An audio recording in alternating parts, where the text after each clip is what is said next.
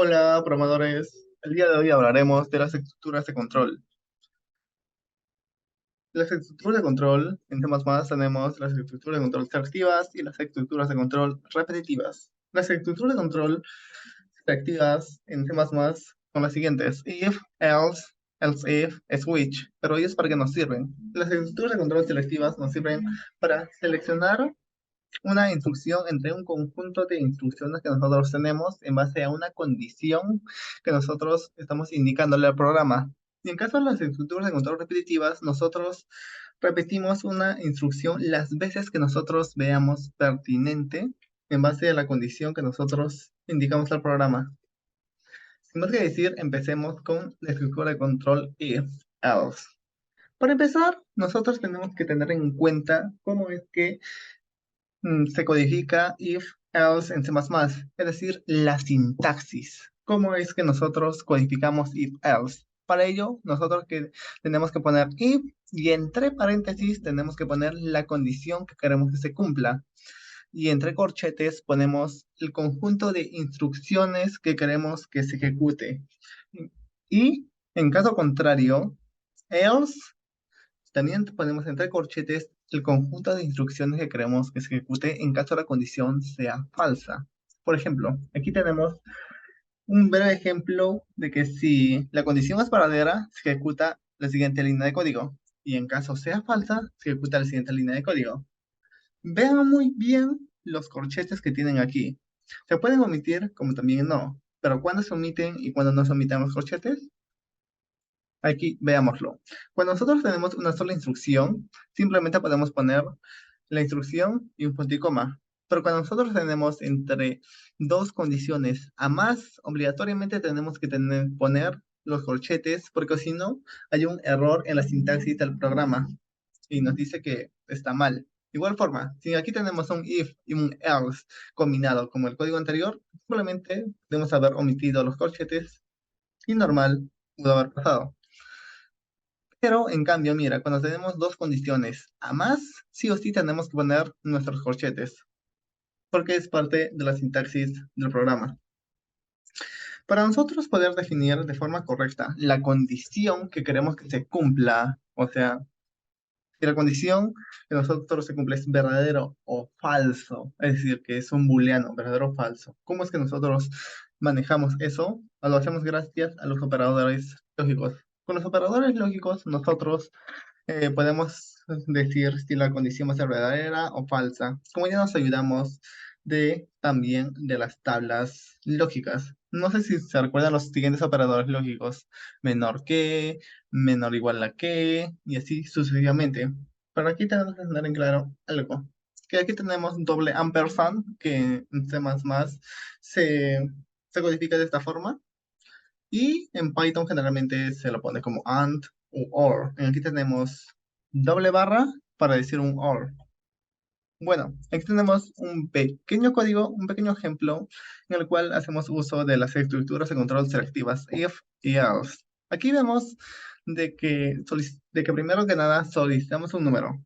Nosotros al momento de solicitar un número, si el número que nosotros estamos ingresando es igual a cero, entonces se ejecuta esta línea de código. En caso contrario, o sea, si el número no es cero, else, nosotros otra vuelta hacemos como que otra estructura de control. Decimos que si el número dividido entre 2 es igual a cero, recuerden este operador, el porcentaje.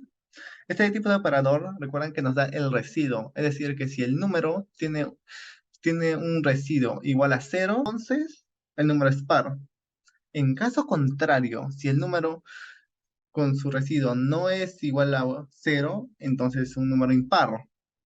Para esto generalmente es que se usa las estructuras de control selectivas else if para decir si se cumple algo, entonces se ejecuta, pero en caso contrario no se cumple esa condición, entonces se ejecuta la siguiente instrucción.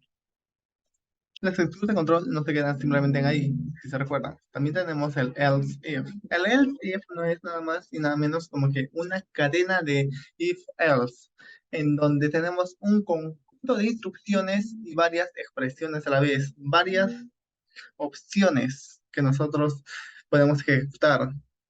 Esto generalmente sirve para generar menús o cuando tenemos varias instrucciones que ejecutar. Aquí nosotros vemos un pequeño código. Debemos de tener en cuenta algo.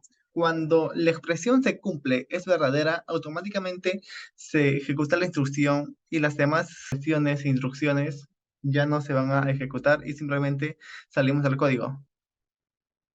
Y debemos también de recordar que las expresiones e instrucciones son de forma ordenada, es decir, que va primero por la expresión 1, va después por la expresión 2, por la expresión 3 y así sucesivamente hasta la última instrucción.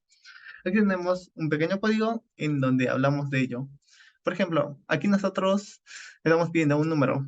Si en caso el número ingresado es igual a 1, entonces se imprime que es otoño. En caso el número sea igual a 2, entonces se imprime invierno. En caso sea igual a 3, se imprime primavera y así sucesivamente. Uno de estos números que nosotros tenemos aquí presentes, entonces correspondería a ninguna estación.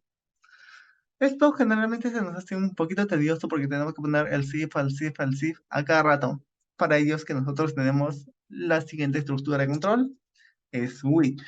La estructura de control switch generalmente nos sirve cuando tenemos varias instrucciones y varias condiciones a la vez, varias instrucciones que ejecutar y a la vez una suma de condiciones. Por ejemplo, aquí tenemos una, varias instrucciones que ejecutar. Es el mismo código de hace rato, pero aplicado con switch. Es prácticamente como un reemplazo. Bien puedes utilizar else if o bien puedes utilizar switch. Es prácticamente lo mismo, en donde tú eliges cuál de ellos usar. La instrucción switch nos permite seleccionar un bloque de código a ejecutar según el valor de la expresión. Es decir, que si nuestra expresión es igual al caso 1, entonces ejecuta la siguiente instrucción, bloque de código 1. Y si se ejecuta, automáticamente se termina este bloque de código y pasamos al siguiente o simplemente termina nuestro programa. Así como este pequeño ejemplo. En este pequeño ejemplo tenemos eh, un número, también pedimos un número y también decimos que si es igual a 1, si es igual a 2, si es igual a 3, si es igual a 4, tiene que ejecutar cualquiera de esas instrucciones. Otoño, primavera, verano o por default, aquí tenemos, aparte de case, bueno, aquí vemos que aparte de case tenemos un default. ¿Qué significa esto? La siguiente instrucción no corresponde a una estación. Nosotros podemos ponerlo el default o bien no podemos ponerlo. Eso como que casi no importa. Generalmente casi no se pone el default, como que te bota un pequeño. Podemos ponerlo o bien no podemos ponerlo. Prácticamente no interesa si lo ponemos o no lo ponemos. Lo que sí interesa y mucho es la parte de aquí, la parte donde dice break. ¿Por qué ponemos un break? Ponemos un break para que automáticamente, si es que se cumple la siguiente expresión, si nuestra expresión o condición es igual a 1, entonces se tiene que cumplir la siguiente instrucción, si otoño. Y automáticamente si se cumple, entonces cortamos las siguientes instrucciones. Cortamos invierno, cortamos primavera, porque ya se ha cumplido la condición. Y es así como que se termina nuestro bloque de código. Generalmente sirve para esto las estructuras de control. Entre varias instrucciones, tú seleccionas la instrucción que veas conveniente en base a una condición o expresión. Bueno, la siguiente clase entonces hablaremos respecto a las estructuras de control repetitivas, while, do while y for. Sin más que decir, hasta luego.